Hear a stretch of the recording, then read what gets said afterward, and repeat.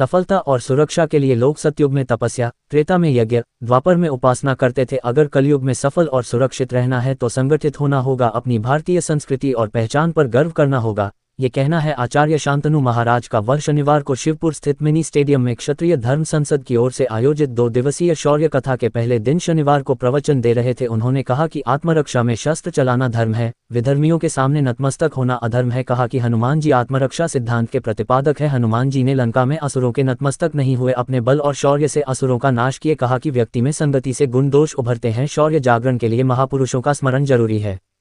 इस अवसर पर रणविजय सिंह, राहुल सिंह, डॉक्टर अरविंद सिंह, पीठाधीश्वर अभय सिंह, महापौर अशोक तिवारी, संजीव कुमार सिंह, महेश्वर सिंह, द्वीपबिंदु मणि सिंह, अरुण कुमार सिंह, ठाकुर कुश प्रताप सिंह, पद्मश्री चंद्रशेखर सिंह, सत्येंद्र सिंह, संजय कुमार सिंह, डॉक्टर राम मूर्ति सिंह, ज्ञानेंद्र सिंह, आशुतोष श्रीवास्तव सहित इत्यादि लोग उपस्थित रहे। वाराणसी से संतोष कुमार सिंह की रिपोर्ट। नहीं सुन पाए हैं वो YouTube चैनल पे महाराज जी कथा सुन सकते हैं। इतनी देर बैठ के बोलना है, कल भी इतनी देर आके तब बोलना। उसको सुना तो देखिए, आप पीठाधीश्वर हैं, महंत हैं, आग्रह कृपया है।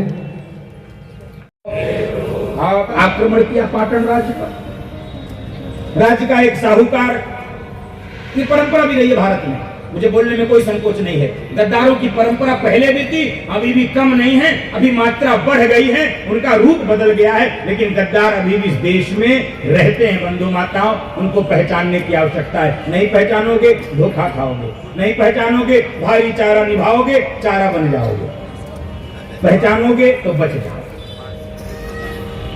इस बार युद्ध में छल से वीर सिंह वाघेला को मार दिया। सुल्तान बेघारा ने रानी को प्रस्ताव भेजा निकाह। अपनी वासना का शिकार बनाने के लिए रुदाबाई को अपनी हरम में रखना चाहता। पहुंच गया, रानी के छत्राणियों ने ऐसी बाढ़ चलाना शुरू किया कि सारी सेना वहीं पर मर गई। जो बचे थे वे जान बचा के भागे, और रानी को अपने हरम में रखने के लिए जैसे ही सुल्तान बेघारा ने दोनों हाथ बढ़ाए, रानी पहले से तैयार थी। रानी ने अपने कमर में खोसे हुए खंजर को निकाला और सुल्तान बेघारा के सीने में घोंप कर उसके कलेजे को निकाल लिया। बंधु माता, ये इस देश की परंपरा रही है, कलेजे को निकाल लिया।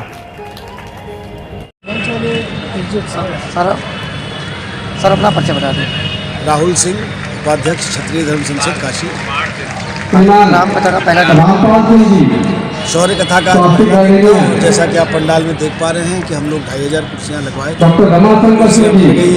इसका मतलब है कि हमारे जो हमने निवेदन लोगों से किया था, प्रार्थना की थी, वो स्वीकार हुई है। अधिक से अधिक संख्या में लोग अपना कार्य छोड़ करके आए हैं। मौसम प्रतिकूल था, लेकिन भगवान सूर्य की कृपा हुई और आप देख सकते हैं कि अच्छी धूप थी दिन में। कल हमें लग रहा है कुर्सी और भवानी को आज सिंह जी से लेकर और रानी रुदाबाई तक की कथा भगवान महाराज जी ने सुनाई है। कल और भी इस तरह के वीर और वीरांगनाओं की कथा सुनाएंगे, जिससे हम सब युवा प्रेरित होंगे, जागृत होंगे, देश आगे बढ़ेगा। युवाओं ने आज कम से कम 75% युवा है। देखिए हमारे साथ सब युवा ही खड़े हैं, ये सारे दूर दूर से चल के आए हैं यहाँ बलिया से। और जो युवा नहीं है उनके लिए संदेश है, कथा हर साल चलेगी, आते रहे। और गोविंद सिंह के चारों पुत्रों का नाम याद करें, जैसा कि महाराज जी ने कहा, अपनी शक्ति को याद करें, हम क्या कर सकते हैं।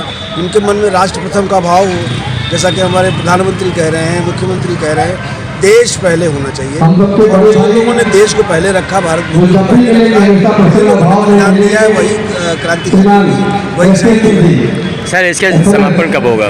जी कल इसका समापन होगा। और आज एक प्रसन्नता का दिन और है कि आज ही के दिन राम मंदिर जो है अयोध्या में स्थापित हुआ, इसका स्थापना दिवस भी है। और कल जो है स्वामी विवेकानंद की सनातन और भारत की परंपरा को पूरे विश्व में लहराया था परचम। कल उनका जन्मदिवस है, तो हम वो मना करके इसको समाप्त भाई उनकी व्याख्या सुन के हम लोग जो है इन्होंने रानी चिदम्बर जो है दिया, इन्होंने गुरु गोविंद सिंह जी के चारों पुत्रों के बलिदान के रघुवंशी जी तोलापुर से पढ़ा रहे हैं, महाराज जी का अभिनंदन करना चाह रहे हैं। क्योंकि ये सब चीज़ें पढ़ाई नहीं गई, जो लोगों को अभी तक जो है हम लोग अपने जो यहाँ के पुराने वो थे उनको आप सभी के आगे है, ये सब चीज़ें महाराज जी का एक यूट्यूब चैनल है, जो लोग कथा भी बहुत नहीं सुन पाए हैं, अदा करते हैं कि उन्होंने जो है वो यूट्यूब चैनल पे महाराज जी कथा सुन सकते हैं।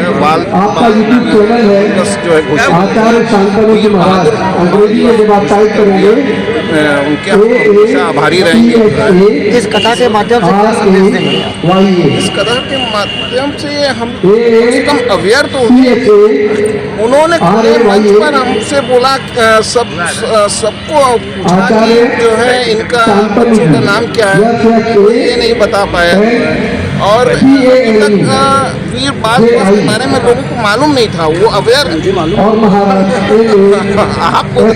है, पर ज़्यादातर जो है सिर्फ 2-3 हाथ बढ़ा हुआ। उन्होंने हमको कहा कि नहीं आप तो सरदार जी, आपको तो मालूम होगा ही जो है, बाकी और लोगों को यही गलत है, यही अब ये अवेयर हुए कम से कम। यही जगाना है कि हर आदमी सरदार, हर आदमी सरदार, बिल्कुल ये और असरदार बने, बोलिए हर आदमी सरदार बने। आप पूछिए वाइस प्रिंसिपल प्रिंस कॉलेज। महाराज की कथा से सुनने से स्पष्ट हुआ इतिहास के पन्नों में बहुत सी चीज़ें छुपी हुई हैं, जो वास्तव में इतिहास में जो लेखन हुआ है वह राजत्व का विषय रहा है। जैसा राजा चाहा वैसा इतिहास लिखवाया। आज़ादी के बाद पाश्चात्य संस्कृति से प्रेरित होकर के हमारे इतिहास को बिल्कुल गुलामी की मानसिकता वाला इतिहास बताया गया। सारी वो चीज़ें जो सौर गाथाएं उनको इतिहास से बिल्कुल परे रखा गया और वह एक सोची साजी एक साजिश था। ऐसे नहीं है, ये बिल्कुल साजिश थी।